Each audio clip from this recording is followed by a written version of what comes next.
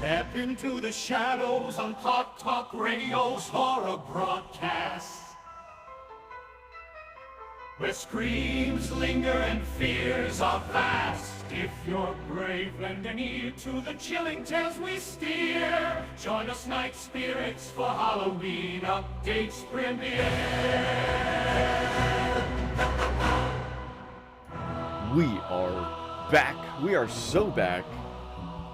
Dave and Bill here for HHN Halloween Horror Nights Icons Part 2. You all seem to like that one based on the download numbers. And thank you so much for listening and downloading and subscribing. Park Talk Radio, your theme park premiere show here based out of Central Florida, covering theme parks around the world.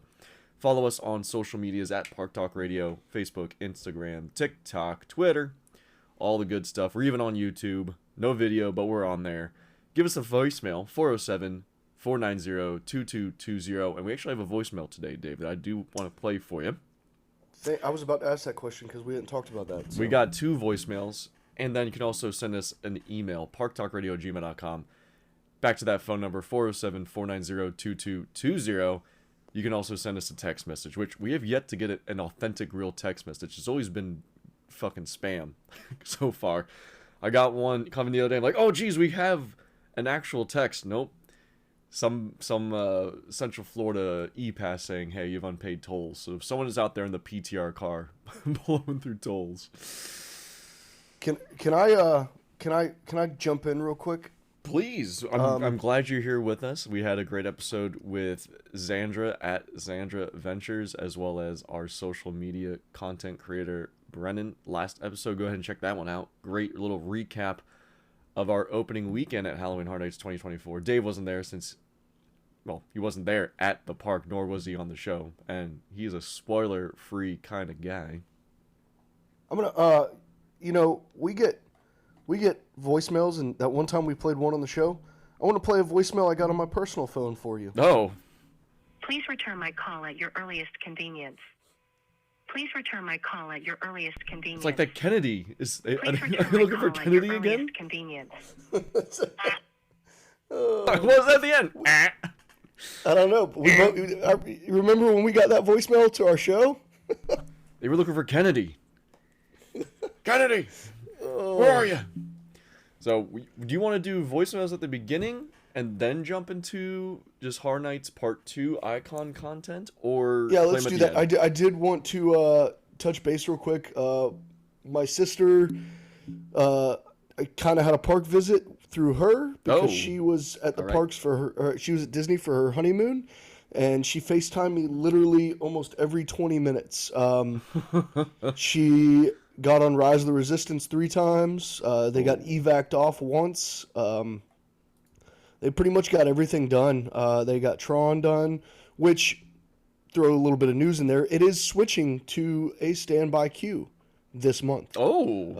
September 9th, it will switch to a standby queue, which they announced that online. I think I saw that posted by another theme park coverage site, and they said, the first time in a decade, the rope drop process is changing. It's forever changed at the Magic Kingdom, and all they're doing is putting Tron on standby, which is, I guess, a big deal. Which is actually going to be beneficial to those that love Seven Dwarfs Mine Train, because my sister rope dropped Seven Dwarfs, and they got back there pretty early, and they had already bumped it up to a 60-minute wait. So did she end up waiting 60? As we see she actually just got a lightning lane instead.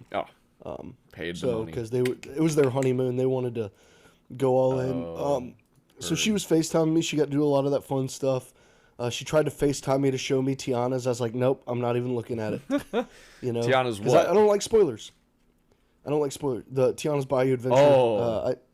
I don't like spoilers, even though, I mean, there's probably not much to spoil on that attraction because you can spoil that the animatronics not working or that the ride's down again. And that the ride has no great storyline like Splash Mountain. Well, it sounds like you know a lot about this ride for being spoiler-free. Yeah, I mean, yes. Yes. I have not watched any videos, but it screams no storyline to me as a third-party perspective. I also had my own little park visit last night. I watched Halloween Horror Nights Hollywood on YouTube. I did not watch any of the houses that we share, even though a lot of times they're pretty different. Yep. I still did not watch any houses we share. The Dead Exposure house, while it looks nothing like the ones we had, it does have the monkeys in it. The monkeys. And it does... I haven't watched anything yet. Been preoccupied going to our own event, fortunately. Very cool visuals, They but have very vibrant. One room like ours, right, with the strobes? Yeah. Very okay. vibrant colors. Not. It's almost a mashup of if Penn and Teller weren't 3D, and Dead Exposure Patient Zero. Okay, well that makes sense. 2012 had that Penn and Teller nuked Vegas. Nuked Las Vegas. Nuked Las Vegas in 3D, wasn't it? Yeah. 3D. Yep. Next to Alice Cooper. Yep. Fun cast that Penn and Teller group. Yeah, it was an okay house. Everybody expected more because of how great the In Between was the year prior, but Texas Chainsaw there looked kind of lackluster. Oh, I'm so excited for that one. Yeah, it did not look as good as our Texas Chainsaw that we had a couple years ago, but I bet it smelled bad. Smelled real bad. Yeah, I could smell it through the TV. The old smell-o-vision came with a scratch and sniff card. You're supposed to be scratching in the movie theater. I remember that for one of the Nickelodeon like Rugrat movies. Yes, I actually saw that in theaters with the scratch card that mostly just smelled like cardboard. Yeah. But that being said, it makes me so happy that people aren't able to record at Halloween Horror Nights Orlando, because these people that record in these houses stop and wait for scares, and they'll sit there and it's like that. That's the authentic experience, because you have the drunk in front of you here in Orlando staring into the boo hole. Just, hey, are you in there? When are you going to scare me? Yeah. Yeah. Well, I mean, it just... Plenty of that last night. It seems like their house flow must be even worse with all the video. I mean, I don't remember a whole lot of videos or such when I was at Hollywood last year. I do recall the lines being pretty chunky. And it seems like it's being a pretty well-attended event thus far at Hollywood. I mean, last night was official opening night? Yes. No, the 5th. The 5th was the opening night. That being said, I know we're getting into the icons. I do have my hotel stay for October 31st and my Horror Nights ticket purchased. Oh. So if you do listen and you'd like to see us, come out and meet us, have a drink with us. Personal invite from Dave. He's saying, come over, come into his hotel room. Feel free to throw up in his toilet. He likes it. I mean, you wouldn't be the first random person that shows up in my hotel room while I'm sleeping. # Barry. Oh, Barry. Well, let's play these and we may voicemails. select one of you to join our Jurassic Mile. Oh. Can't wait for the cool off a little bit. I'll tell you, I've been at Horror Nights almost every day this week. Skipped Wednesday due to other obligations. Last night, buddy, was hot as shit. I walked from the garage into New York holding pen, and I was cooking. I was so overheated. I could dripping, dude, dripping. The high for Halloween Horror Nights Hollywood, the temperature high I saw for opening night was 107 degrees. But they don't have the humidity that we have here in Florida. No, I think that was so really 107 doesn't feel like 107 to us, you know. Well, I asked Google my way out. Hey, what's the temperature? Said it's 89 degrees, but it feels like 102 out there. So I said, fuck. Yeah. You get like nearly a 20-point jump from the humidity here. Yep. But let's jump to these voicemails, and then Halloween Horror Nights Icons Part 2. Once again, you can leave us a voicemail 407-490-2220. Won't pick up the phone, but you can also text us at any time, and I'll be sure to reply to you as soon as I get to it. Our first voicemail comes from one of our most dedicated listeners. We got Brian on once again. What do we got today from Brian? Love Brian. Hey there, Bill. It's your dad. My dude Dave. How's it going? Just listened to your Horror Nights Icon show. Oh, Loved it, of perfect. course. And I figured before you get to my favorite year, which was 2012, I'd call in and, just do another shameless plug. It was my favorite year because that was the year that I was a scare actor. Oh, I'm sure Bill that's remembers.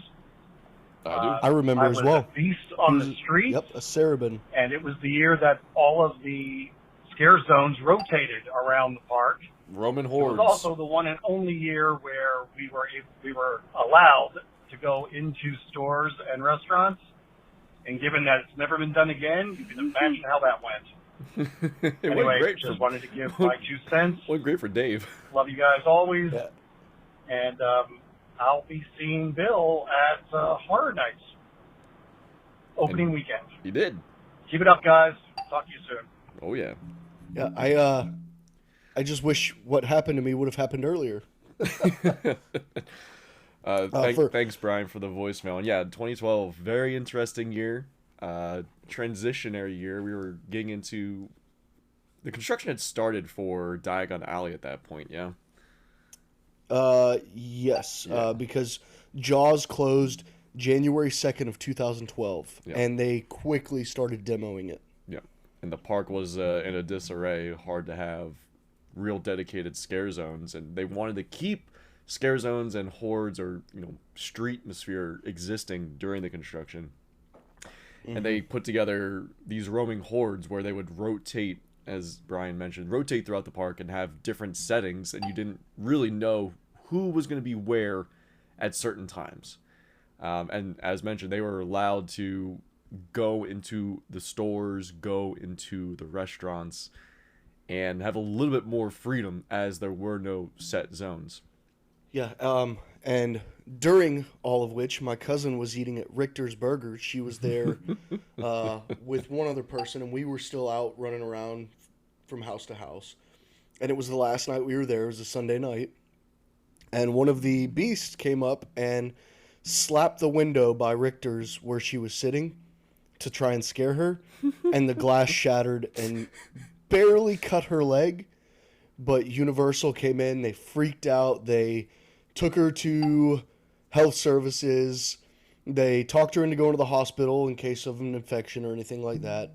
So they took her and they offered all of us either front row seats to the next Bill and Ted or Gap Gold for the rest of the night, which Gap Gold back in the day, they gave you, it was an express pass that you could, that looked like the normal tickets, but it could be scanned over and over again at all the houses. So we had Gap Gold for about 2 hours of the night. They I wish it still would have happened. have Gap Gold. I saw one last night. Is it still the scannable ticket, or is it It's the this- last Gap Gold I saw was the fold out? It's They the do fold out, but Yeah. you can take it and just walk up the RIP line with it. You don't need Oh. to be escorted or have anything filled out. You can choose to get a return time and wait with the rest of your party, or you can just take it and go. I've had Gap Gold in 2010 and 2012, and both those times it was just looked like the regular express ticket, Yep. and they just scanned it, but it was able to be scanned multiple times. Yep.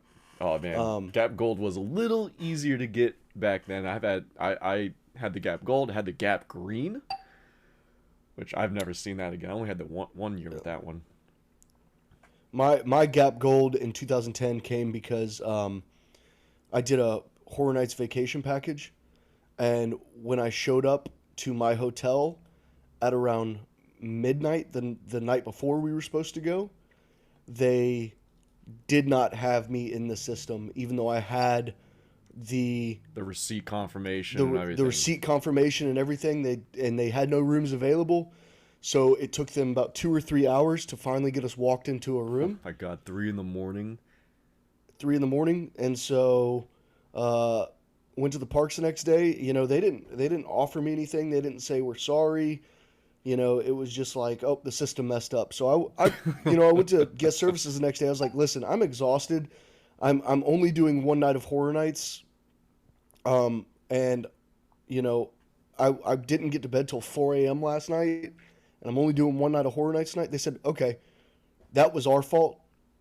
here's a free ticket for the next night, and here's an express pass. Oh, I didn't know you Well, got they a didn't free even- ticket. Yeah, they didn't even tell me that.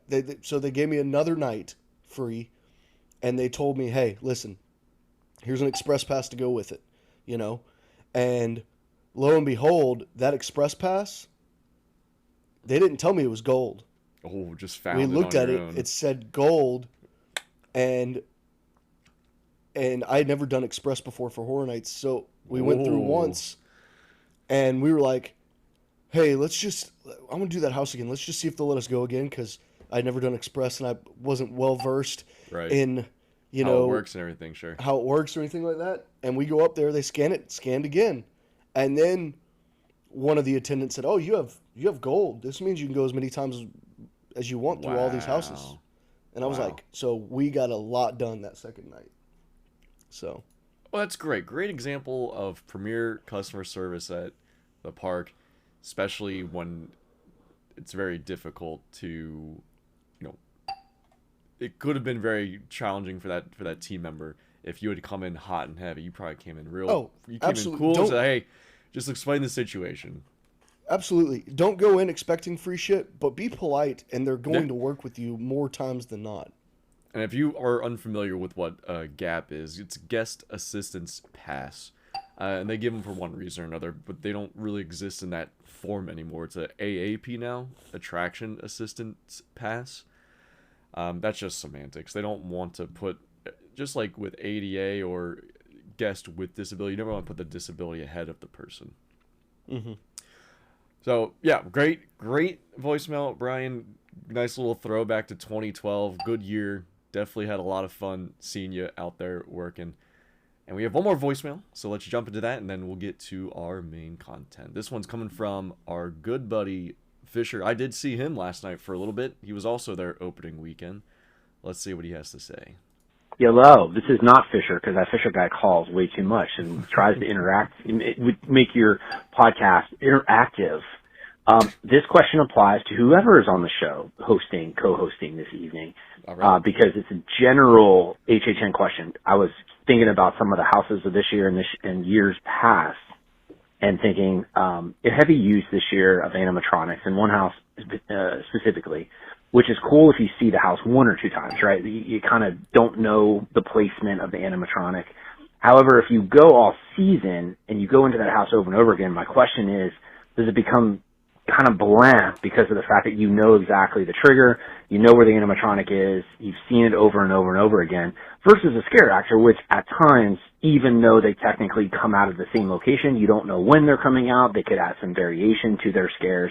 Mm-hmm. So I'm starting to think that I rank some houses lower because of the dependency on animatronics versus having a live scare actor who can kind of mix it up and use their skills. What do y'all think? Curious in your opinions. Bye. Hey, thanks, Fish. He actually texted me on my personal number the other day saying he's the king of our voicemails, and he just keeps blowing his voice all over our chest. I really did like that. You know what, Fisher? Please do what I used to do to BYOCB and leave us a completely intoxicated. He doesn't get like that anymore. Ugh. He don't do that. He doesn't do that. He's a good podcast host. We're wannabes. I think it's a good question. So yeah, I actually have a few things to say about that. A lot of times, quote unquote, I haven't been this year, but a lot of times, quote unquote, animatronics are more puppeted figures when it comes to Horror Nights. So I don't know if this year there's actual animatronics, but usually they're puppeted. Do you want to know the answer? Yeah, go ahead and give. Don't tell me where. But just, there are robotic animatronics that are not controlled or puppeteered by an actor. okay, all right. Well, I will say, I could compare this. The first thing that came to mind was the lion from Nightingale's Blood Pit, which is the Roman house a couple years ago. The first time it gets you, the second time it might get you, but then it does kind of get a little redundant there at times. But that, if I'm not mistaken, I believe that was a puppet. I'm not 100% sure. I don't recall. That's, to me, when you get into the realm of animatronics, you're getting into the realm of places like, I'm not sure if Mortem Manor over at Old Town uses a bunch of animatronics. I'm pretty sure they do. But, yeah, those scares don't change. You're not going to get the startle scare you got the second time, I think you gotta keep in perspective that you, me, Fisher, we're the anomaly. Again, we're the freaks who go many, many times. The average attendee to Horror Nights is going to be going through the house one time and see that novelty and the spectacle. Regardless, there should be something for you every time you go through the house, something different, something new that you notice, and it can get, tired seeing the same animatronic move a couple inches with a flashing light and sound, and it's not any different from the time before. Yeah. That's the great thing about Horror Nights is there's been years where I've gone 2 weeks straight every night, except for a Monday and Tuesday night because they're not open. Mm-hmm. And, there are times where I've done the houses, 17 times in one run. And, I see stuff that on the 17th run that I did not see on the first run, So, I mean, that's the beauty that Horror Nights can have. But if we get into this era of Walmart checkout machines where we're phasing out all the employees for animatronics, I don't think that's going to yeah, happen. It's going to get redundant. Yeah, I don't agree either. I don't agree with that either. I do know that when I first started going to the event, scare actors a lot of times had a foot pedal that they could press and pop out whenever they wanted. I know nowadays a lot of scare actors can be on a timer. Yeah, there's more of that. There's not a bunch of it, fortunately. You think there's more foot pedals? I think there's the same amount. I mean, I'm clocking where the pedals are at when I'm going through houses to this year. From my, non behind the scenes point of view, it would seem to me that more of the scare actors are now put on a time loop of a scare, and less of a, hey, I'm pressing the foot pedal now and popping out. Well, that's for quality control, man. They want to make sure they're out there at a certain time. Mm-hmm. I know it's usually it's like every 5 to 15 seconds you need to be popping out. 5 to 15. Yeah. They don't want to be scare actor not going out hitting their trigger. They like, all right, the sound's gonna happen regardless, so you need to be in the light when it goes off. Not you're gonna go out 5 second, 5 second, 5 second, and then you take a whole minute back. It's inconsistent. They want that consistent experience for every person. Back in 2002, they used to train the scare actors, and they could pop out and say something. Now you don't have that anymore. It's more, every audio cue is. Yep. Mm-hmm. Yep. I think right now the house that utilizes the animatronic, I'm getting diminished returns as I go through it multiple times, and I'm getting less and less, and it's really apparent that the animatronic is not doing a whole lot for me anymore. If I guess right, confirm. If I don't guess right, don't tell me. Okay. A Quiet Place? Yes. Okay. Yeah. I mean... Actually, it's Major Suites. There's not a single human in there. It's all robots. Oh, jeez. Weird. But I think there's a greater conversation to have there. I'm glad we were able to go through some voicemails and pieces, but we got to jump into icons. We got 2008 to current day to get through. So let's transition into that. Thank you all again for your voicemails.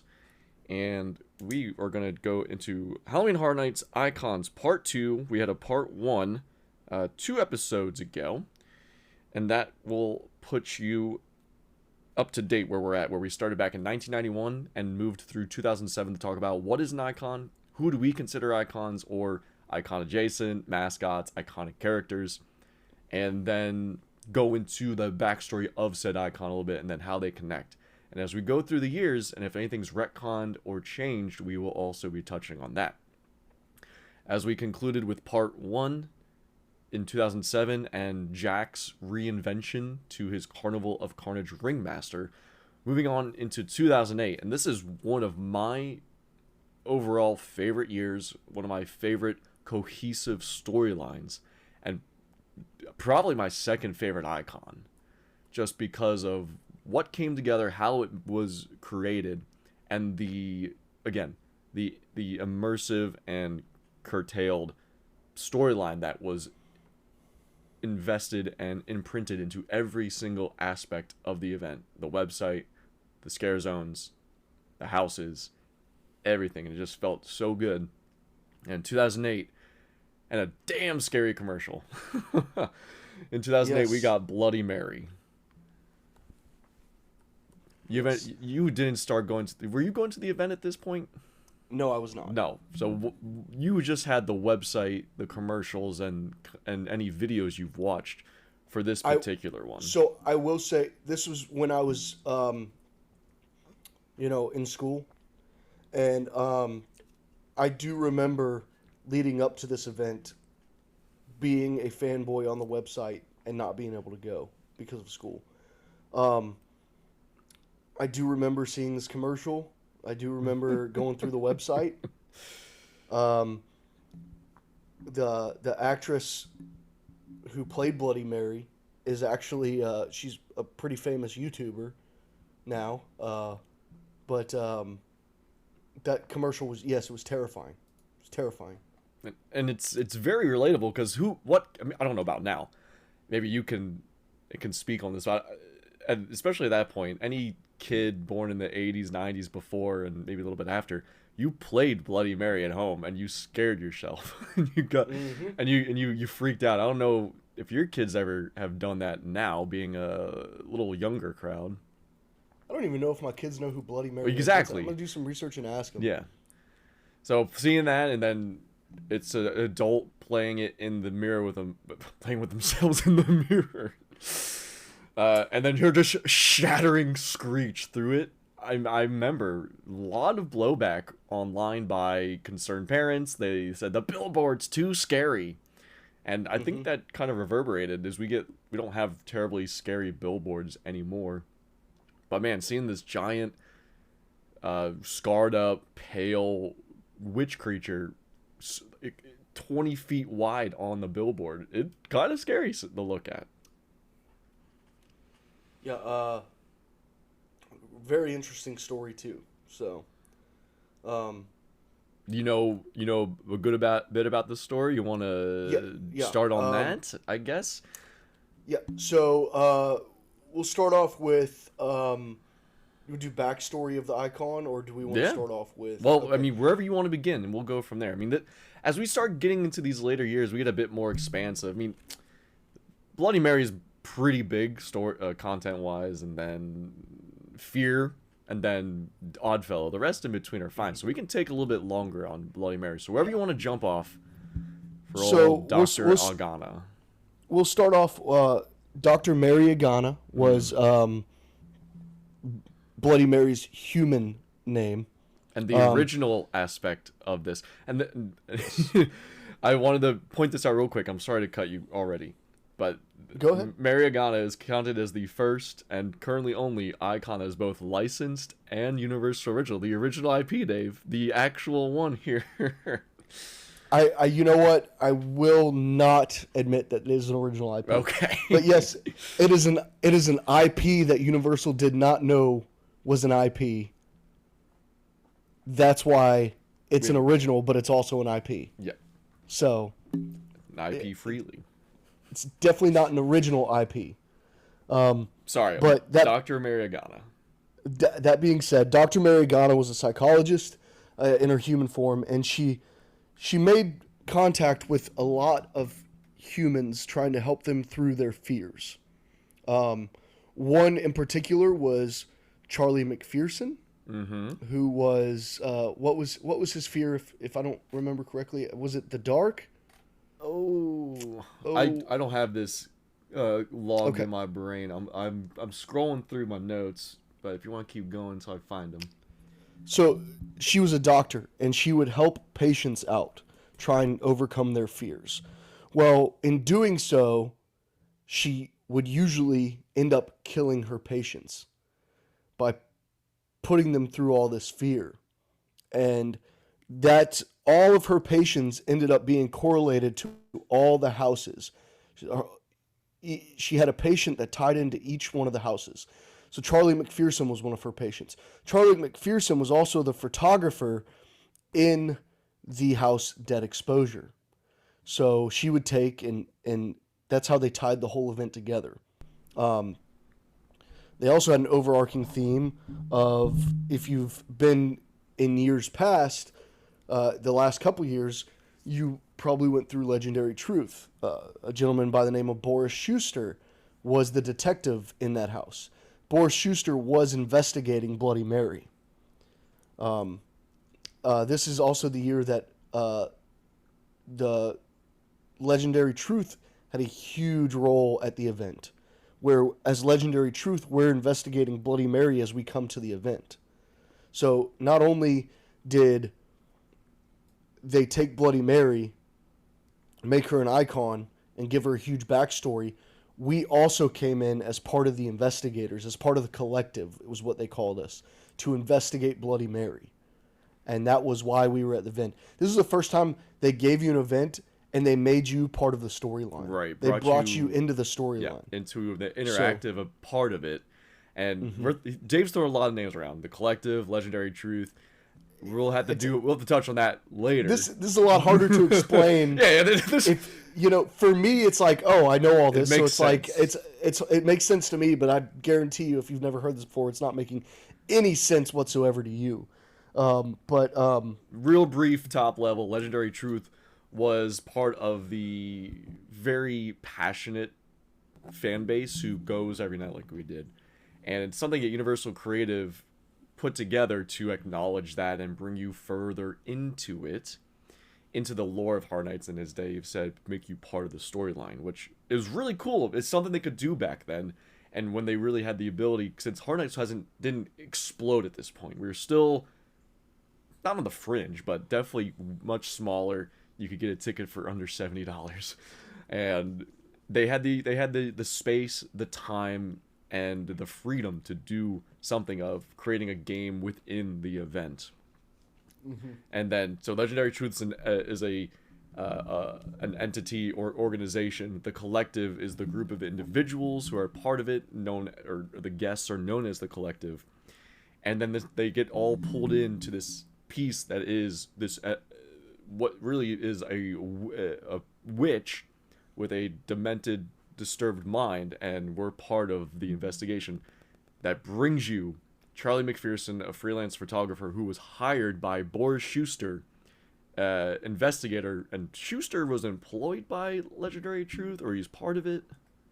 I think Schuster started Legendary Truth. Schuster started it. Maybe that's. Yeah, a paranormal investigation team founded by Schuster. Yes. Okay. Yes. And if you go to Delancey Street on the end closest to Transformers, you'll see his office right there. Back to Bloody Mary. Very in-depth. The website was updating week at a time, and each of her journal entries detailed her interactions with her patients, Charlie McPherson being one of them, and exposing their phobias, taking control of them, and forcing them to face their fears through her very not unconventional ways. Unconventional, yes. Sorry, I'm like, what is the word? Unconventional, not agreed upon form of therapy where she forces them into the fear with the power that she was imbued with, based on things that happened 50 years ago in 1958. And then 50 years before that in 1908 because of her great-grandmother. Like, the story goes 100 years back. And they connected all this and created all this and wrote it down. More or less, her grandparents fucked up. And this curse passed through, and it became apparent in her. And her being a therapist was just and getting these particular patients was the inciting incident to explode into this Horror Nights event. So she's taking their fears, forcing them into it. But when she forces them into it, she's literally doing that because she has these powers. And what we got was going into those nightmares and these fears and the exposed phobias that she created.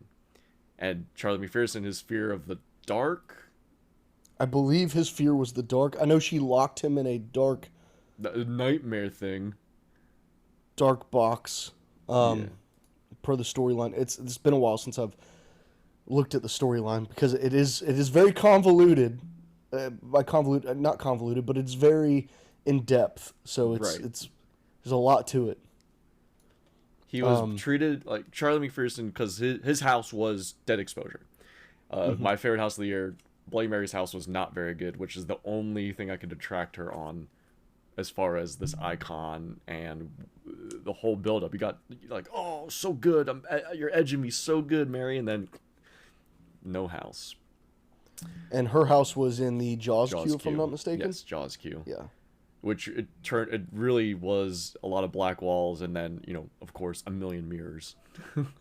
Which that queue was pretty hard to make a haunted. It was a very set area, so it was Jaws extended queue. So yep, I highly encourage everyone to jump in and read about Bloody Mary and all the different patients on the Horror Nights wiki, as it's fully detailed. There's screen grabs of the website from back then. They used to have a fully functioning website from every year where you could do everything but play the games they had on them. But let me read through Charlie's piece right here, just so you get an idea of what was transpiring. So he was the third patient, which means the third week of build up to the event. There was 7 houses this year. that sounds about right. Sounds right. So, for Charlie McPherson, he was treated by Mary for claustrophobia, as well as seeing horrifying images in his photographs. Dr. Agana placed him in an airtight glass coffin with the bulbs of Charlie's cameras to make the illusion of the images in Charlie's photos. Charlie was given a choice to stay or face his fears and break out of the box. He stayed in the box and eventually suffocated. Dr. Agana discovered 2 things. Watching a man die rather than face his fear was an unexpected thrill to her, and that the moment he died, she swore she heard music. His passing was what inspired Boris to investigate Mary in the first place. So Bloody Mary is swelling up inside Dr. Agana. She's not here yet. She finally explodes during the final house reveal in the journal, which becomes the Bloody Mary house. So she's seeing these things, and she forced them into this, and the bulbs are going, they're flashing. He's seeing horrifying images, and that turns into what Dead Exposure was, with the flashing bulbs and terrifying creatures stalking you throughout your escape. There super were tied 8 houses. I'm sorry, 8 houses. 8 houses. That makes right. 2008, 8 houses. So as you see here, extremely tied in. The storyline flowed directly into what the house was, and once Bloody Mary came to fruition, she started creating these true phobias and fears to light. So I mean, I wish we had more time, because I could chat about Bloody Mary, and I was talking with Brennan and Xandra the other night, like, man, just thinking about Bloody Mary was such a incredible build-up, and the event that came to be with it. And I really love her immense power and how, like, just cool she is. Probably my second favorite icon. I really feel that with a guy coming up a little later who's my third, which he's really cool. But again, we create these great events and build-up, and the icon is such a prominent focal point and is so well done. But then execution, the house didn't land for Bloody Mary. And when we get to the other icon I'm alluding to, the execution of this particular one also kind of lackluster. I mean, so but to you, Bloody Mary, full icon status. Wish we got more of her. Yeah, full icon for sure. It's one of the most memorable. It's one of the most remembered icons as far as years concerned for people that went that year. But as far as people that haven't been going for many years, it's probably not one that they think of on a daily basis. Well, they're not allowed to wheel her out for the anniversary event. They can bring out Dr. Agana, which they did have her in 30. They had her in 25. Jack Presents, I think it was. They had a mirror drop-down gag where a black-haired woman was behind the mirror. Yep.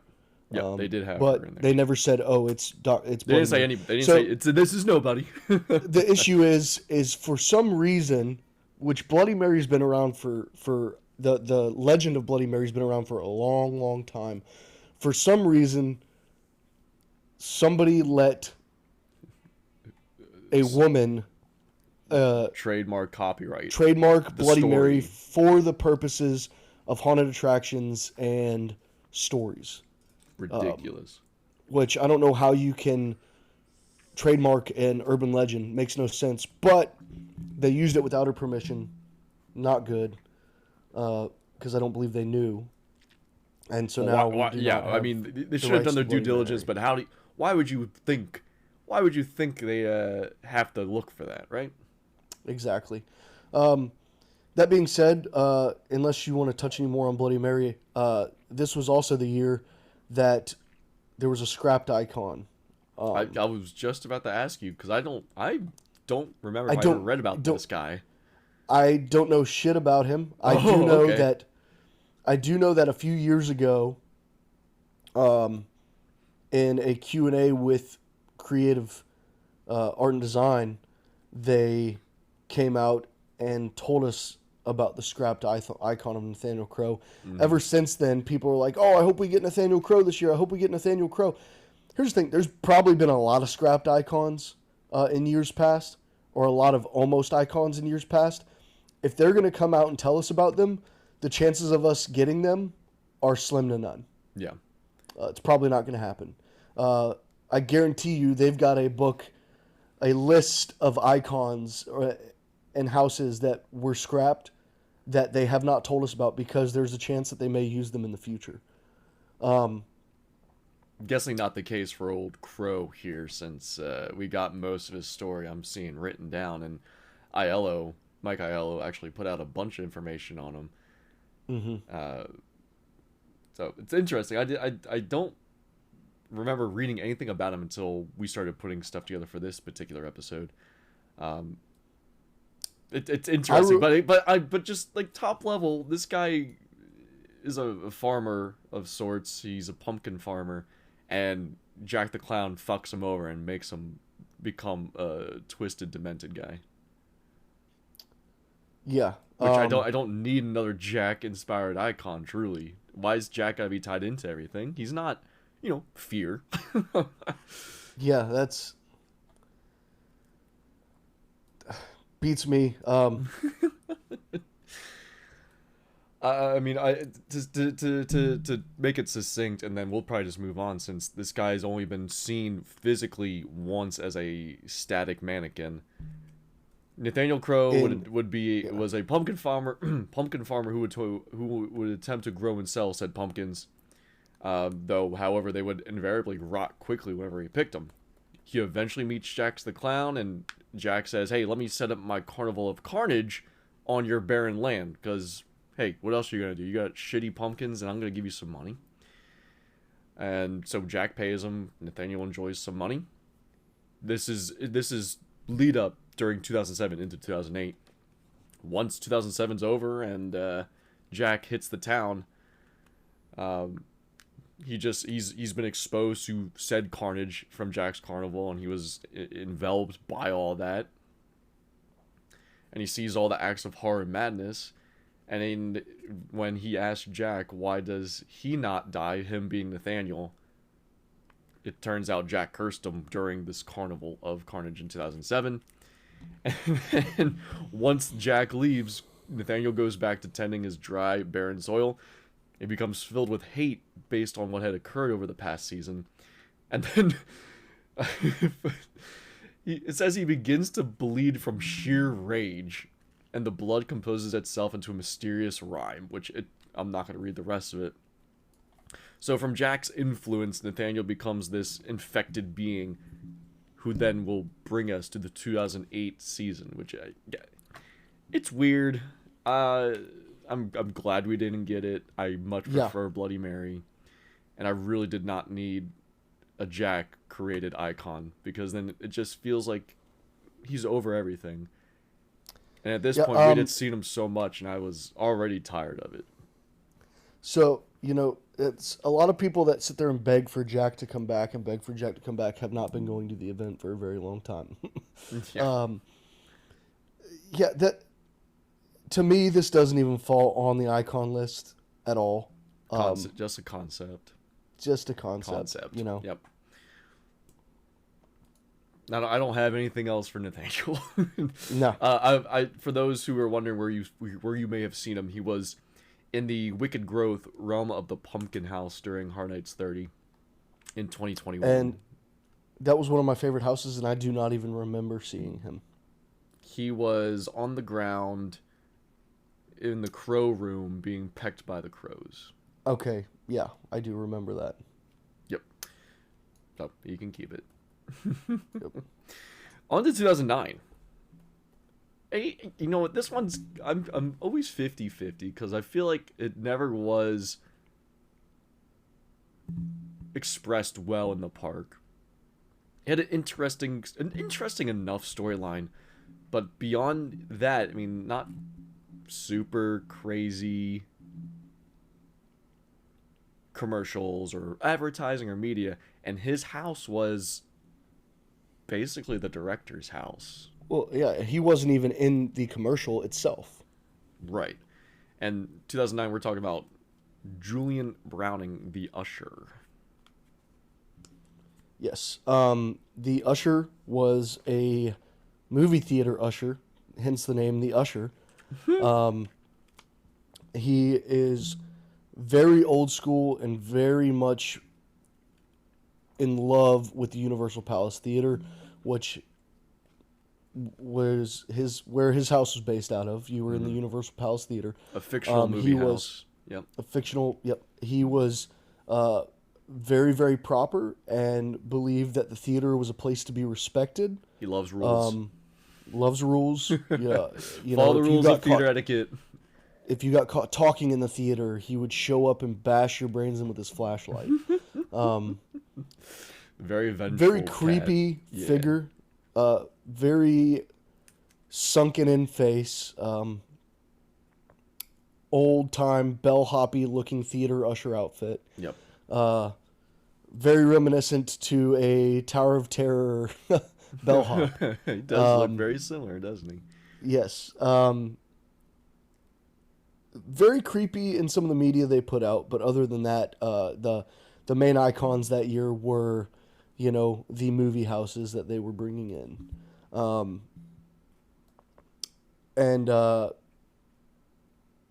You know, it's don't know what else to say. I know that year's a pretty popular year for people that were going. Yeah. Yeah, unfortunately, there's not too much to say. He's there, and I'm going through the list here. He did not appear in any merchandise or advertisements, as you already mentioned about the commercial. Mm-hmm. And then he had ripped from the Silver Screams house? Or Silver Screams. Yes. Silver Screams was the house. Yeah. Or no. Yes. He did appear in news media before the event opened and interviews with the media. He also appeared outside of the front gate. I believe they had. Didn't they have the theater kind of built up out front? They had the theater kind of built up, and they had the ticket booths outside of the front gate. Right. If I'm not mistaken. One of the first times that a scare zone actually spilled out side of the front gate. If I'm not mistaken. They had scare zone. Oh, they did. Yeah, they did have someone outside. Yeah. They've had other large settings, which another loss, because we had the full carnival out there. We had the Palace Theater out there. We had a couple other things outside the arches. Not anymore. And then 20 Years of Fear, we just got a giant TV screen. Right. We're lucky to get that. Yeah. But his house was a mashup similar to the director's All Night Die-Ins. And his particular one, he had Phantom of the Opera, My Bloody Valentine, The Thing, Army of Darkness, Shaun of the Dead, and The Strangers. Which, a pretty good mashup. The Strangers is always really exciting inside here. Creepy as fuck. And I do enjoy seeing the thing. However, I mean, this was... I don't remember his tie into the website. I don't remember how involved all the connections were. I do recall that for his particular event, it was very IP heavy, since we had Chucky, Saw, and the Wolfman. So I do remember the website. You could go into what looked like a little model of the Universal Palace Theater, a little model of the walkthrough, and they had little maquettes in there. And then each different theater had, there were poster boards for each of the houses that year in the little model that you could kind of mosey your way through. This on is the starting website. to come back to me. Yeah. But the little, you know, it wasn't like you were in a real theater. You walked through, and the people in the theater were, you know, little toys, toy models, and stuff like that. But they had all the theaters were the houses you were going through that year. You know, they had Spawning, Chud. which was Chud the movie, just an original form. Yeah, of it. they were really starting to lean into IPs. This is where we're going for the future of the event. Well, I guess maybe testing the water, because 2010 and then 2011, I don't recall it being IP centric at this point. 2009 we had Silver Screens, which was all IPs. Saw, the Wolfman, Chucky, and then focusing on classic monsters here early on, Dracula, Frankenstein, and then, as you mentioned, a Chud house, The Spawning, one of the worst houses of all time, and Leave It to Cleaver. 2010 was the last year we did not have any IP houses. Right. Well, we had Saw. We have Saw here in 2009. Well, yeah, I'm just saying 2010 was the last year I to this date that we did not have one IP house. Gotcha.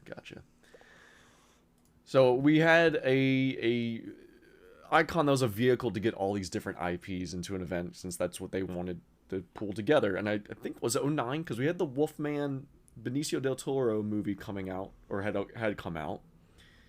Yeah, it came we had out a new in 08. we had the Frankenstein movie, and then Dracula Untold. Is this the year I'm thinking of correctly? No. Dracula Untold came out in 2014. Okay. Or 2013. Shit. But we did have a Dracula house, a Frankenstein house, and I remember the Dracula house and Frankenstein house both being pretty good that year. Yeah, I think the Wolfman was the only classic monster movie that came out in 2009. I think it was actually supposed to come out in 2010. It came out in 2010. I think it was supposed to be 2009, but got delayed. That's right. Yeah. Okay. Short of the long, we have the cool usher part here. Oh yeah, sorry. The cool part about the Wolfman house, though, is they actually brought in actual trees for. Oh right, they had the trees house. implanted, and then they had actors on the curved stilts, the rutting stilts to portray him. Or was that the later Wolfman house? No, I think that was that one. Okay. And they also had Wolfmen jumping through the tree line overhead and stuff like that. A lot of acrobatic and physically intense performances here. I mean, all that to say, we've talked more about the houses and lineup than the actual usher, because his story, he does have an interesting story. Mm-hmm. However, it's not as expansive of Bloody Mary, nor does he really draw in the mystique. And even I remember back then the discourse was, "Isn't this just the director? Is this director junior?" Yeah, I mean he's a vessel, is what he is. Right. He's a vessel to bring in the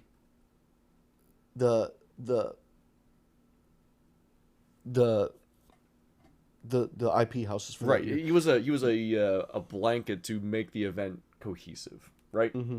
So it all made sense that, hey, we have all of these movie centric things, and this is why, because the usher brought us to the theater, I guess, or we were going to the usher's theater, and this is what he's playing.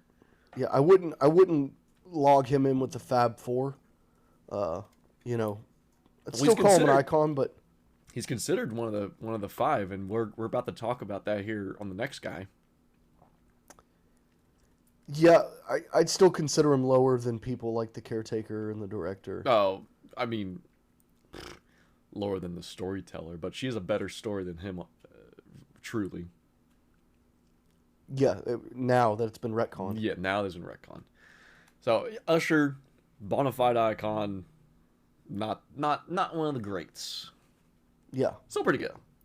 All right, 2010. Oh man, what another fucking buildup of a year.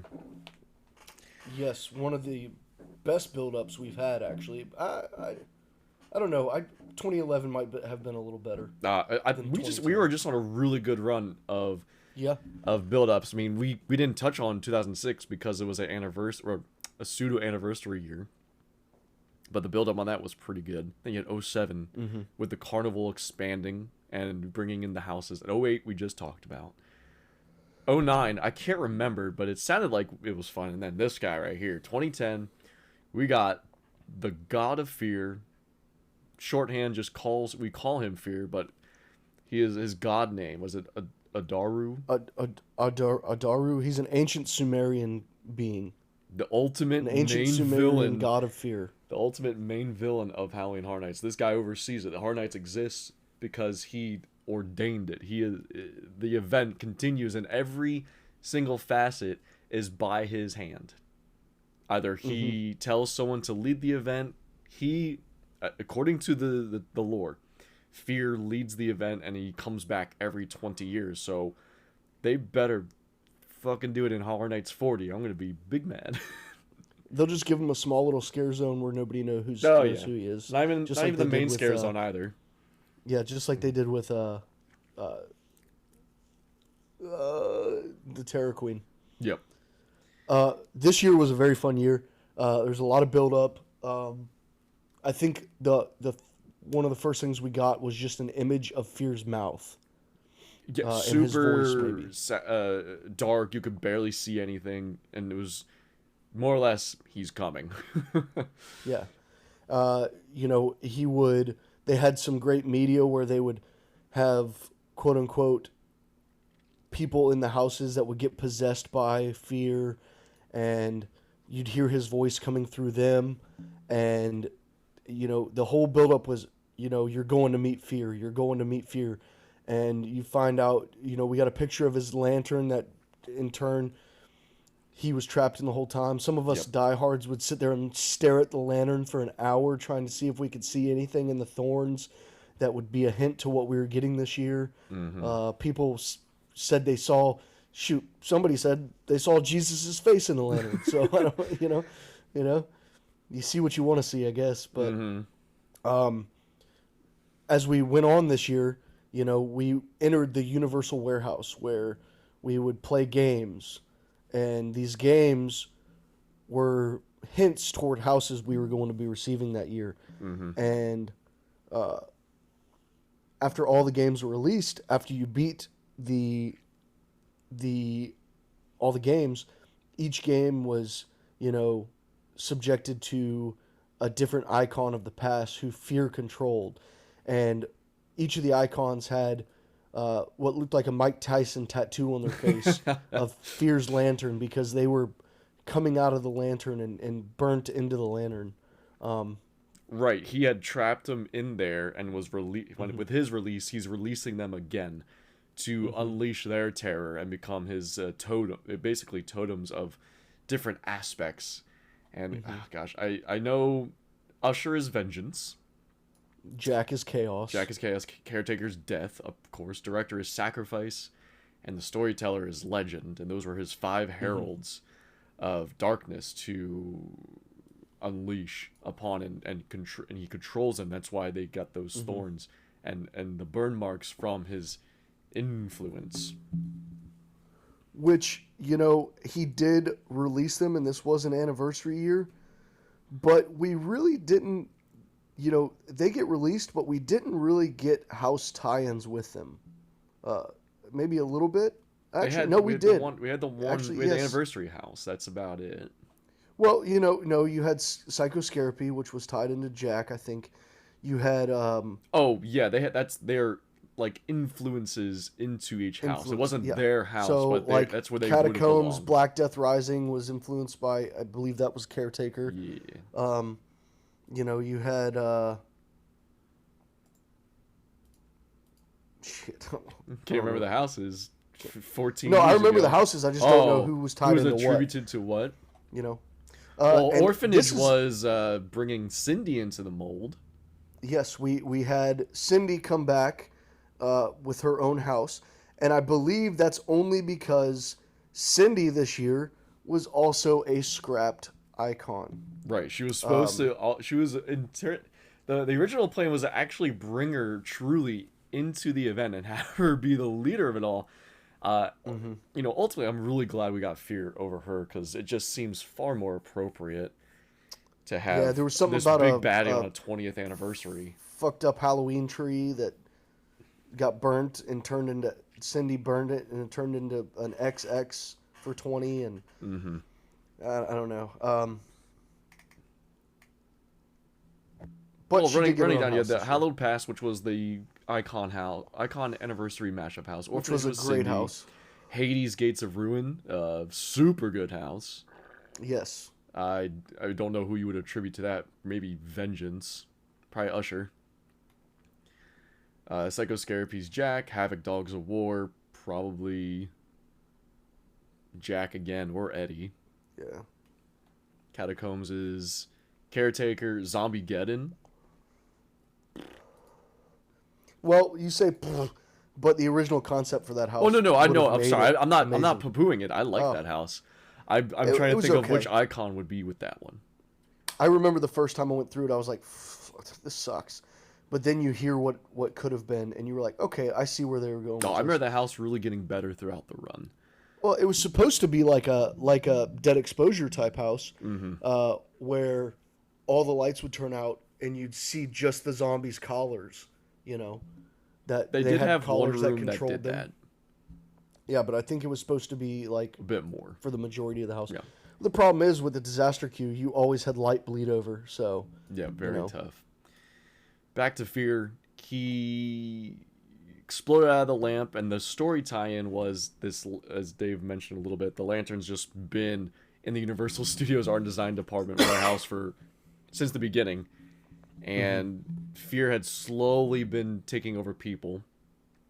And then in 2010, beginning with the build-up to the event, 20 photographs, 20 years, of previous Halloween Horror Nights were discovered with strange burn marks. You know, the lantern was imposing itself upon photographs that were sitting around the lantern.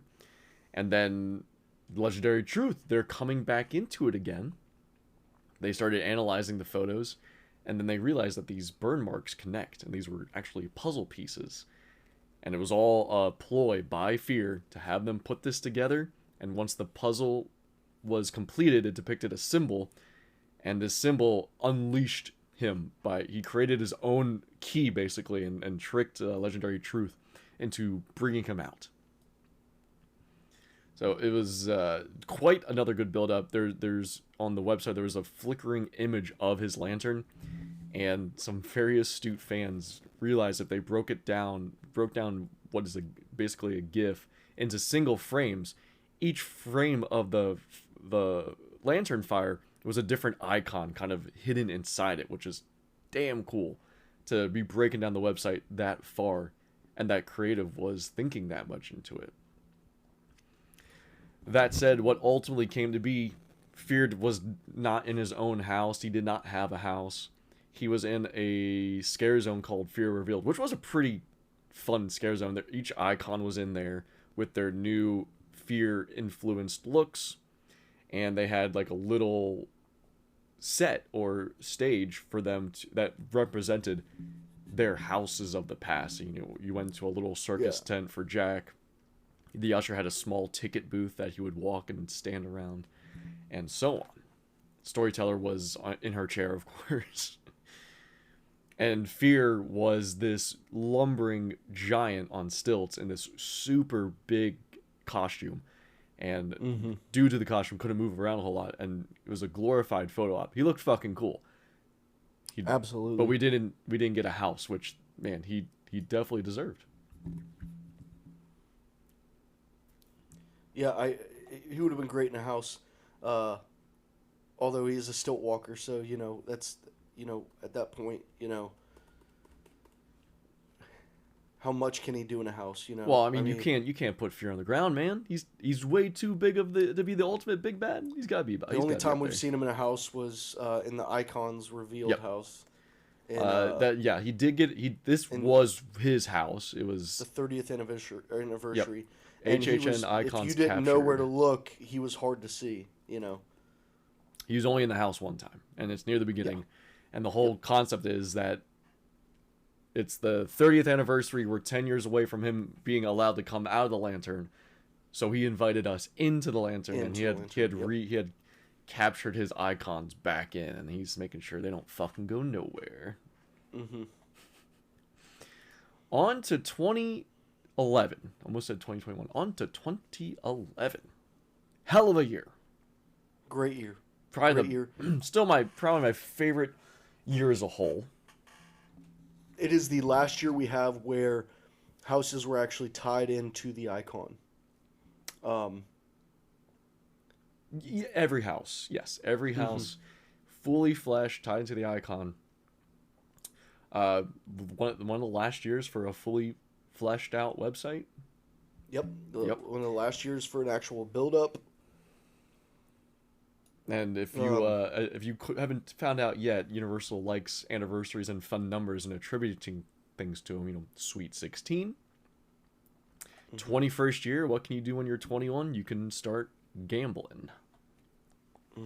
And very appropriately, they brought in Lady Luck as their next original icon here.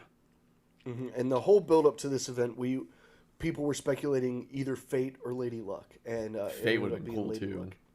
I mean, it really ended up being Fate, just with a different name. She is Fate personified, yes. Another year where we got really cool games to play to build up to it. On the website. And each of the games kind of gave us hints as to what we were getting that year. Just her backstory. She's been around for a long, long time. Since the beginning. It says, since man began taking chances, this shape-shifting succubus has been around. And, they took her and they made it to where every house, for example,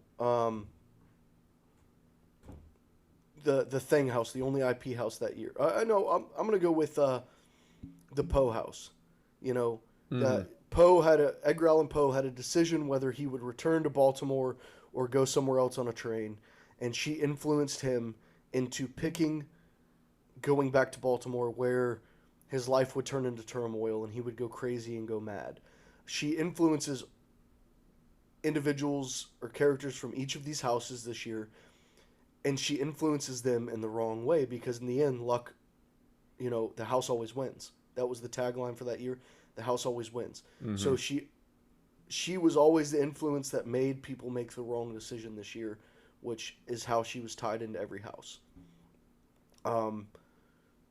Very piss poor scare zone for her. She was not in a house. I wish she would have had a house.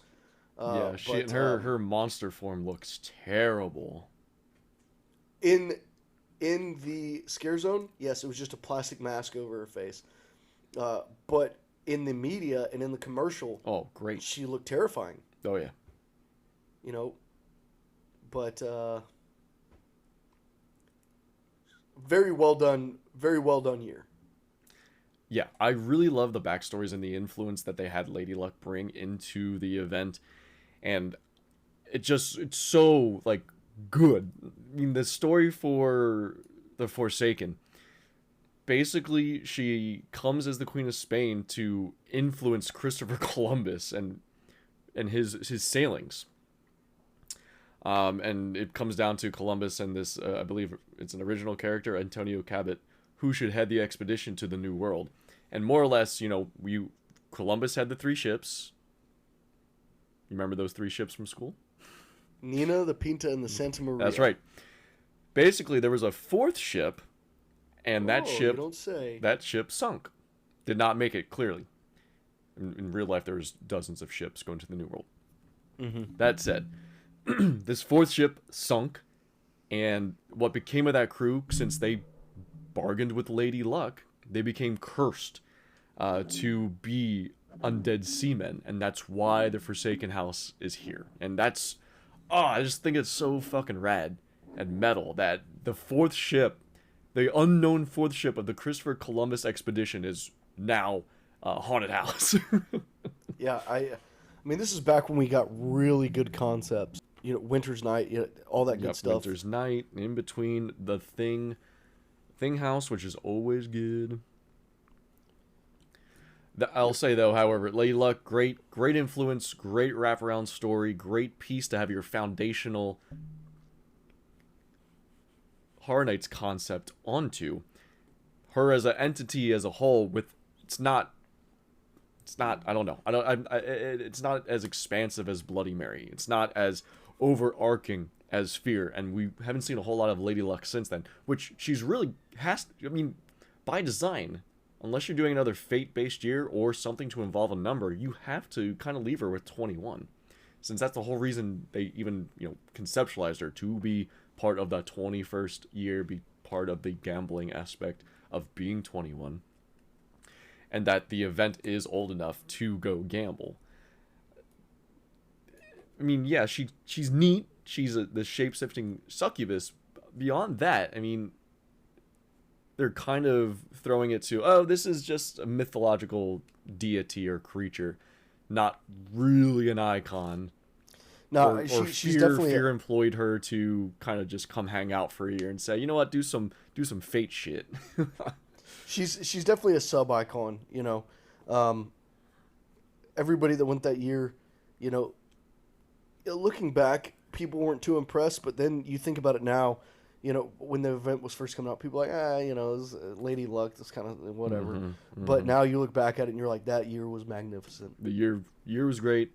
Icon middling, not, but an icon still. I mean, definitely a lower tier. I put her as an icon as a whole, below Usher, but the event, whoo, good. Mm-hmm. All right, moving on to our next one, who was introduced previously, not in the show, but to the event. I would just say 2012, 2013, 2014. The event itself was the icon. And then you can go from there. There's really nothing.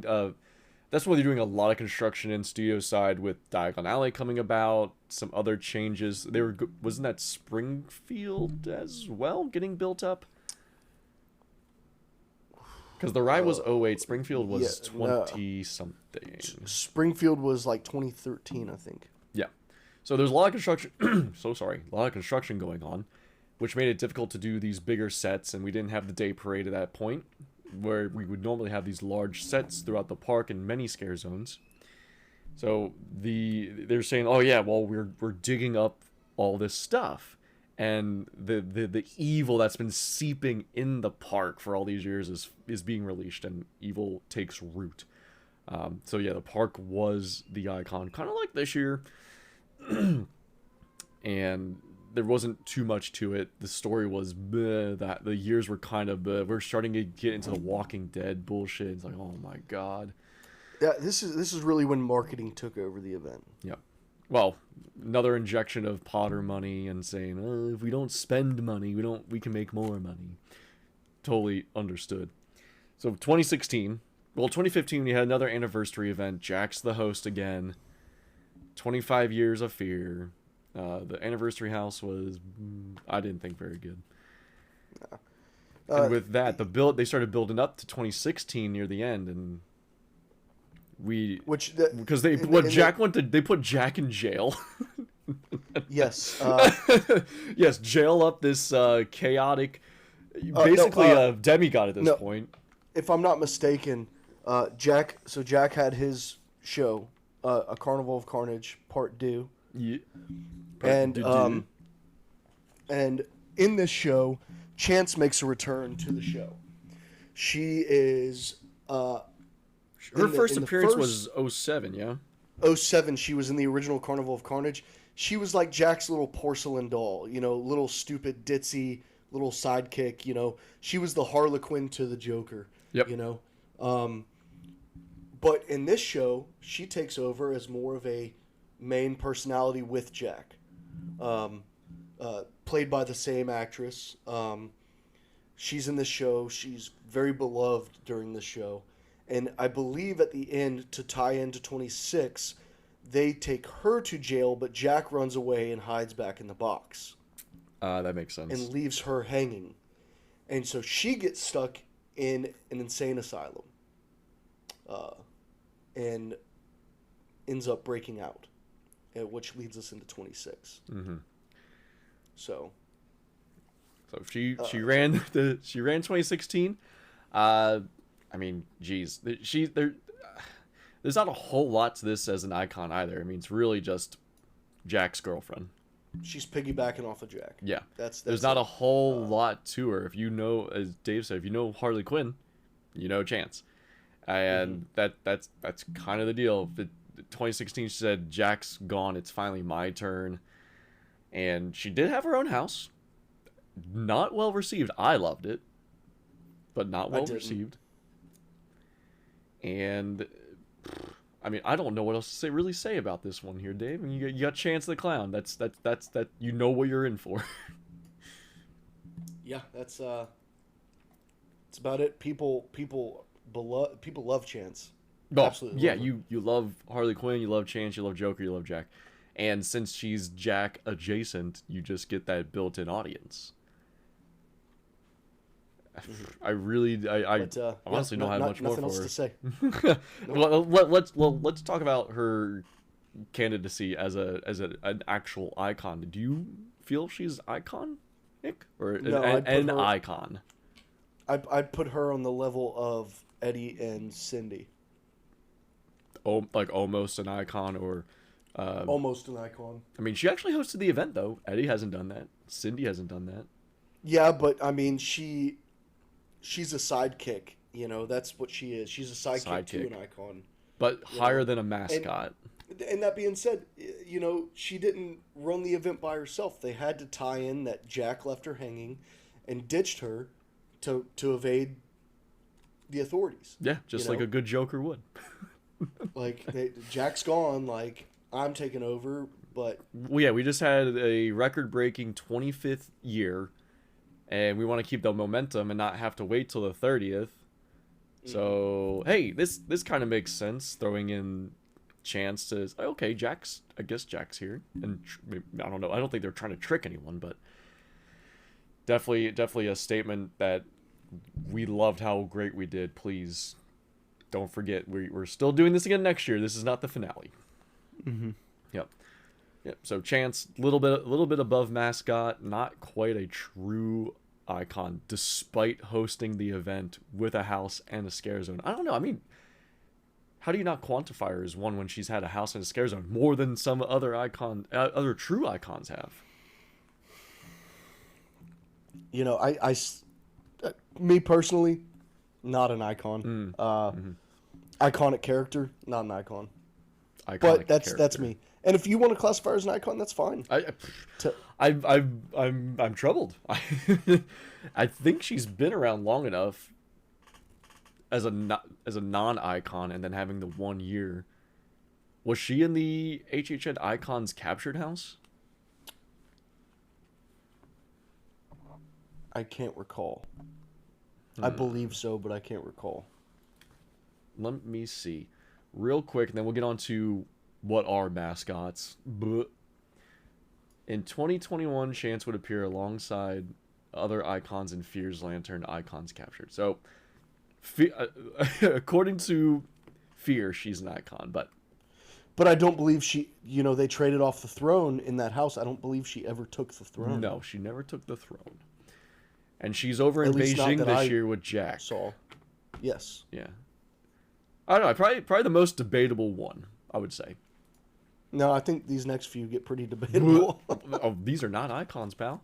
Yeah, for sure. 2017. 2017, we had a cool little piece of imagery, which was a skull with a cool design built into it. It was on all the media and stuff like that. But they had a scare actor in the Hollywood scare zone that was a stilt walker that had the same face. Real Grim Reaper type. I think the name given to him, and I'm not even sure if this was a marketing name or just a fan name given to this character. They called him, a lot of the fans called him Bone Daddy, which is stupid as hell. But stupid. A lot of people also referred to him as Bone. I even think the media team and creative came out and said this is not an icon. But I remember a that. lot of people said it's a lot of people, the fans were like, oh, this is the icon, this is the icon. There was nothing no backstory, I mean, besides the scare zone itself, no backstory, no character interactions, no website, no, nothing. Right, just an original character made for the scare zone, and as these fans do, they globbed on. Mm-hmm.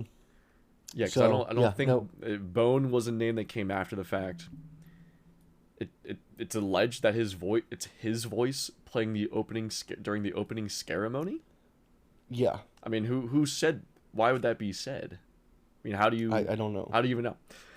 Anyway, he's only been in the scare zone. They had a static figure of him in the tribute store. Let me touch on something real quick. Yeah. Fear. I want to go back to 2010 real quick. Fear. You talking about Bone's voice in the opening ceremony. Fear. I remember the coolest thing. In Stand Scream, I decided to go pee before one of the houses, and I was in the kids' zone bathroom when the park audio cranked on, and you could actually hear Fear's voice throughout the park. And when in the bathroom, I could hear Fear's voice. Yes. So that was cool because he was a very overarching figure. All right, but that's it. That's it. No, for that. no, great little piece there. Yeah. Besides that, Bone was in the zone. He was in the tribute store, and alleged to have the opening ceremony monologue. Beyond that, there's nothing here about this guy. Mascot. Short and easy. Mascot. Fan-made mascot. Fan-made mascot. They willed it into existence. And that's why we have another mascot this year, which we're not going to touch on since this year's not done yet. We want to wait to see how it fleshed out. But everyone's crying that they renamed Batricia, which, God, that costume's been around for 20 years as well. Yeah, for some reason they just decided to glob onto her last year. But she's been around. She was in Grown Evil in 2011 in the Central Park Scare Zone. I'm pretty sure she was at Islands of Adventure for one of those years. I here nor there. Bone, mascot. There's no backstory. He's just there, guys. Yeah. All right, and then the next one here. Ugh. Yeah. Not an icon. I'll say straight here, not an icon. Who's that? Pumpkin Lord. Oh no. We got before that in Horror Nights 30. You had Jack the Clown and who was pretty much all over the park. Not much to touch on there. Eddie did get his own scare zone though. Lights, Camera, Action in the Hollywood area, which they had an Eddie character, and a lot of times you'd see Jack with Eddie in that. And they scare attribute zone. him to the Run House. Mm-hmm. Yep. But other than that, nothing as far as new icons or anything like that. We had the Fear House finally, where he's in there one time. Pumpkin Lord, you had in 31 you had the popular house the year before, and they threw him in a giant gourd with an audio track in the production central area where he burped and farted and just said the same thing over and over again. And shot pumpkin guts all over your face. Yeah. Yep. Now, it would have been, this character would have been a lot better if they would have just left him in the one area of the house the year before. Right. In Horror Nights 30, he had his house. In 31, again, we're playing with the numbers. It's the 31st year. Halloween's on October 31st. So this was a big traditional Halloween event. And they wanted to really incorporate that and to make it a traditional piece. Quote fingers here. the icon was the Pumpkin Lord, as you have many jack-o'-lanterns and pumpkins associated with it. I mean, we probably dodged a bullet here, Dave. They could have made Little Boo the icon for 31 No, years. Little Boo was just a thing that fans took off with, and then Universal didn't let it die. Well, shoot, man, when you can make all that money, especially this year with every single piece of merch having that cat on there. Mm-hmm. It's unfortunate. I mean, good Horror Nights year. Descendants of Destruction, Dead Man's Pier, all that. Mm-hmm. Pumpkin Lord, however, his costume design in the house better than the one just big pumpkin fat thing sitting in his pumpkin gourd all night. And again, I'm giving this a mascot call here. Yeah. This is what you're getting. He was there. I'll definitely say he was here. He was there. Has a bit more of actually has a backstory relative to Bone. However, this was a lot more from the Wicked Growth house than the actual event of being the alleged icon, right? Yes. And they should have really just done Wicked Growth 2 if they wanted this guy to be relevant instead of being a static blob in the Production Central scare zone, which is always not great. Mm-hmm. So you have Pumpkin Lord being another mascot. Yeah. Yep. And what is going to be our last big icon, and then we'll touch on Sinister and Surreal once the event's done and talk about those mascots. Dr. Oddfellow. Yes. Full name Dr. Rich Oddfellow, which I didn't know he had a first name. Yeah. Dr. Oddfellow had been a character since 2007 as a story tie-in for the Carnival of Carnage. He was not seen that year, but everybody, if you knew the backstory, you knew who he was. This year they really, really pushed the backstory and tied it in.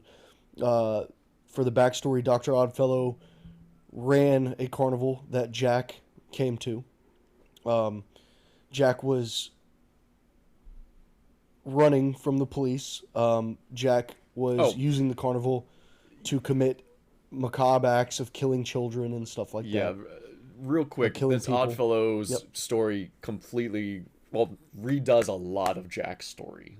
And that's what Dave's getting into. Sorry, I just want to preface that real quick. Yeah, no worries. Jack, this is an icon created by Jack. Again. Again. Long story short, Oddfellow also commits nefarious acts at his carnival, but Jack is bringing the heat because Jack is doing screwed up shit. Yeah, he's hiding the bodies in different boxes of his victims in there, and Oddfellow's like, well, fuck that, dude. You're going to get me caught. I got to get rid of you. Police are starting to investigate, so Oddfellow goes to kill Jack, but Jack has learned...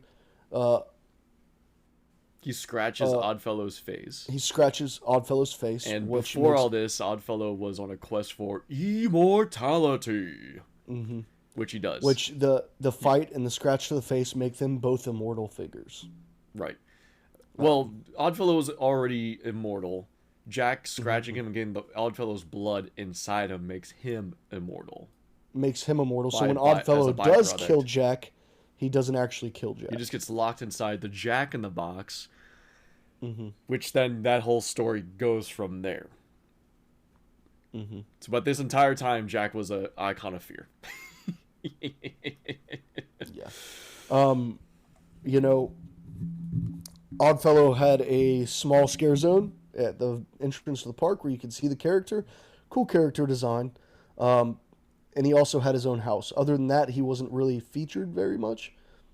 As far as I can remember. He was more or less in every scare zone because he could also he's a sorcerer. He could shapeshift. He was a shapeshifter. Yes. So he was in every scare zone showed different times in his life. Yeah. So they did try and time in Oddfellow was the person in the jungle when the plane crashed, and he was looking for the immortality crystal. Mm-hmm. So yeah, I mean they did time in. The house was beloved by a lot of people. I did not like it. I was not a fan. It's not too. I thought it was pretty good. I thought it was good, but I expected better. I went in with high hopes and came out a little less happy than I thought. That house So stunk. Had a Yeah. bad smell. Yeah, I do remember that. Other than that, not too much to go off with Oddfellow. Besides, the fact, very expansive forgot about- backstory, not a terribly enticing physical Yeah. character or something that is like brings you and draws you in. I mean, he's cool shit. He's a Yeah. charismatic circus guy who ran the circus while secretly perfecting his craft as a dark sorcerer. Becomes immortal, harnessing the power of Dark Zodiac, and he sucks the souls out of people. That's cool. Yeah, I mean, it is cool. It is cool. But what I'm getting at is, unless you listen to the podcast, you wouldn't have known any of that. So this was the big turn. We've been losing way more of the website over the years. We started getting, and they started creating more internal content, and now you either have to go on an RIP tour, which for a few years that was the only way to get the storyline, or work for the event, where you get your show direction on why you're this character doing what you're doing. But those were only ways to get it for a while. Now they start doing these podcasts, which it's nice that we have it. However, while the production's great, the performances are not spectacular. No. And they did that again for this year, where every original got a audio play. Every original house got an audio play in the podcast to give the storyline of what's happening. And while they're not very connected, that's how you get it. And that's what happened with Oddfellow. So no website, no fanfare. Here's all the story that we got through the podcast, which it's nice that it's there. But otherwise, you don't get the full, experience of going through the weeks of build up and going through that. I don't remember Chance 2016's build up. I really don't remember 2015 of there being build up. And having the icons invested and involved in making it a thing, Yeah, it got to the point where, we used to get an ultimate reveal with build up. The reveal would always be at the end of August. We'd get a dump of all the houses, either through a video, through the website, or, something along those lines. But now it's just, you get these releases throughout the year starting in April, and it's like, okay, all right. Usually tied with some sort of marketing event. We had the Chucky reveal because the new season of Chucky was coming, or way back when they first launched the Peacock app, they announced a house on there because Peacock was launching. Mm-hmm. So Oddfellow, Dr. Oddfellow, where's he fall on your icon scale? I think he's pretty much there. And how do you? I mean, I would love to argue it, but we're running up on the hour. That if you're going to be involved with Jack, you kind of get a pass of being an icon, right? I mean, no, Chance doesn't, but Oddfellow's directly involved on Jack's creation now. Storyline. Yeah. And I'll say again, I don't care for this retcon. I don't need this dude involved with Jack. I guess it's neat, and we're in that day and age of nostalgia and rose-tinted glasses and just getting coerced into liking something because they're associated or referencing back to something else. I don't feel this guy needed it to stand on his own. No, he didn't. I'd still put him as a sub icon. Woo! Damn, Oddfellow. Cool ass backstory. Got a house. Got a scare zone. I don't know. Directly involved with Jack. I think the only thing that can really push you as an icon for me is a standalone storyline. With it, Right. It's not that Oddfellow came out and like in year 40, Fear's like, actually they are involved and they retcon his story. No, they just retcon Jack's story to implant this dude. I don't need characters connected to the original icons. That doesn't put that to me. I want standalone. I want a new storyline. I want a new character that's not involved. Like back in the day when we would get Jack or the Usher or the director, they'd come out of nowhere. They didn't have to be connected to anybody else. Yep. Yep. To me, those were the real icons. So I don't know. I would put him. I'd put him and Chance around the same level. No, I have him above Chance. He's not just Jack's girlfriend. This guy has some agency, and is able to pull in has a much better story than I like the clown guy. Okay, yeah, okay, all right, I agree with you there. I mean, you can still fall on that sub icon level. It's going to be a tier above Chance. Mm-hmm. Okay. And we are just about caught up on icons, mascots, iconic characters, sub-icons, conceptual icons, and relieving us in this year of Halloween Horror Nights 33, 2024.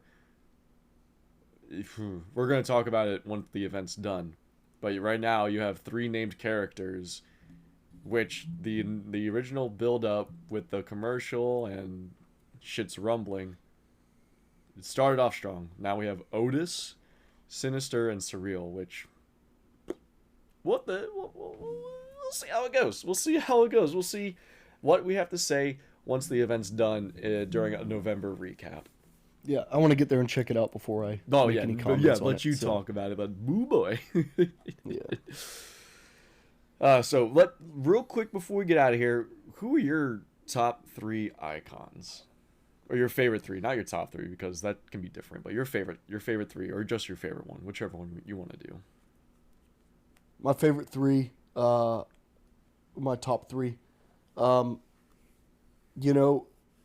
It was Jack the Clown until he was jammed down my throat so many times. That's what he does. But I have to go with the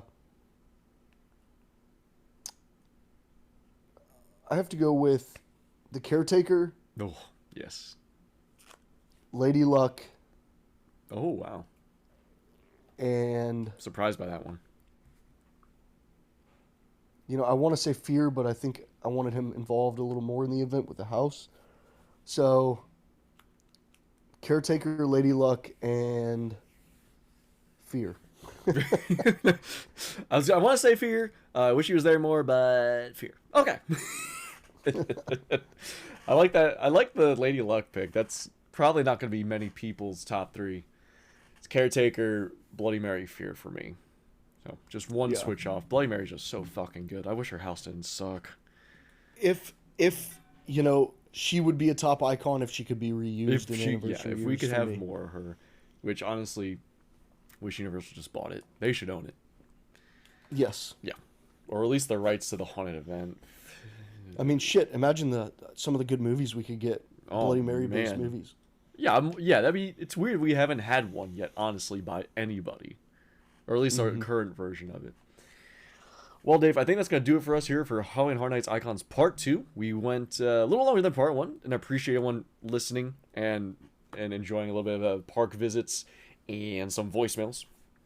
Probably next episode we'll be getting back to some normal park talk. There's been some news happening out there through Universal, through Disney. I mean, they just announced some new villain show on the Disney side I want to get into. Food and Wine has started, so I'm going to be out there soon enough checking out some of that. In the meantime, feel free and continue to share, like, and engage. We love it. We love the ratings. 5 stars is good. We're on every podcast platform. Be sure to share and subscribe. Park Talk Radio, of course, at Park Talk Radio on all our socials, Instagram, Twitter, Facebook, and the sort. And you can leave us a voicemail, 407-490-2220. You can also text us at that number. Well, Dave, I got to get a couple more, little bit more rest as we're recording on Saturday. I don't have Horror Nights tonight, but I'm back at it again tomorrow. And man, I am beat. Any last words for our dear listeners? If pee in your pants is cool, then consider me Miles Davis. We'll see you in the park.